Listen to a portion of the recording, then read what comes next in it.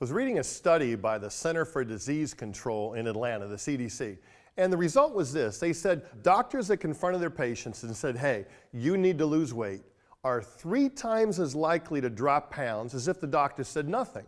But the problem is most doctors are not confronting their overweight patients. And you got to ask yourself this, why would that be happening? You would think doctors would know to tell the truth. And you would think, of course, people in healthcare are the healthiest people because they have access to the information.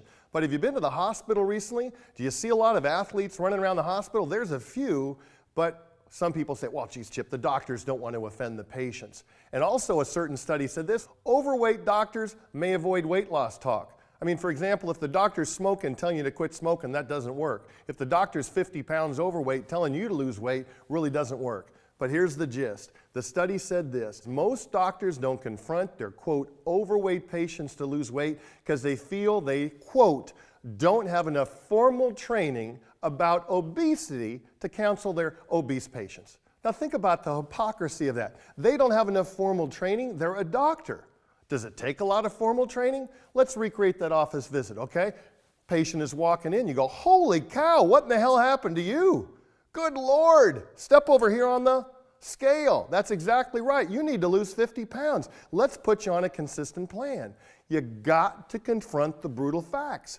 Let's say you're not in the shape financially you need to be. Spending habits not good, not saving the money. I love what my mentor Jim Rohn used to say. You don't have an affirmation and jump around happy and say, I have financial abundance, I have financial abundance. You need to confront the brutal fact right on the refrigerator, I am broke.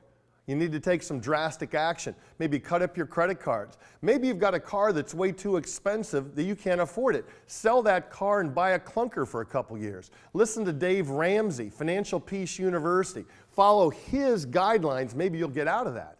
If your career isn't going the way you want to, if you're not generating the income you want to, you got to step up and say, you know, the reason might be you. You might have picked a bad career. You might have picked the wrong lane. You got to step up and say, I need to spend more time on me. If you want to increase your income 30%, you got to get 30% better. What are you going to do? How much time are you going to spend on you becoming more valuable? Money is an exchange of value, not an exchange of time. Maybe you got to cut down on TV. Maybe you got to cut way back on social media. Remember reading an article recently, it said Facebook is ruining friendships. You know why?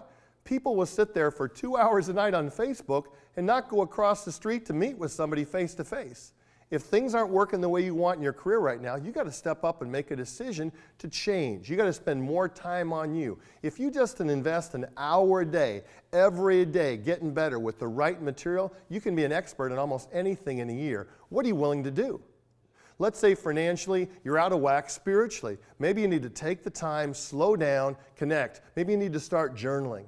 Maybe you need to find something spiritually that will help you. Maybe you need to find a church you haven't been to in years and connect with that. Maybe it's a Bible study. I've been in a men's Bible study now with our pastor and 3 other gentlemen that are fantastic that has really made a difference for me the last 5 years. What are you doing? If you're out of shape personally right now, fitness-wise, best decision you can make is hire a personal trainer. One of my clients was 9 Round Fitness. Go in there and have somebody work your butt out. Because when you put the money out, you will probably show up because you got your money on the line. If life isn't working the way you want to, the biggest game in the world right now, everybody, I think you agree, is the blame game. You've got to own your results. Look at where you are and say, you know what, Chip? There's a reason you're watching this video right now. It's not an accident. What I want you to do is to step up and make a decision. Rarely in your life you have a chance to say, you know what, I remember that day. I was watching that video. I don't remember who that guy was, Chip Eichelberger, but he said, I got to confront a brutal fact. Make a decision and step up and confront a brutal fact. Set up a system where you write it down, you're committed to why you want to attain that, specific on the goal, and you start tracking the activities. That builds momentum, catching yourself doing something right. What brutal fact do you have to confront? Step up and make it happen now.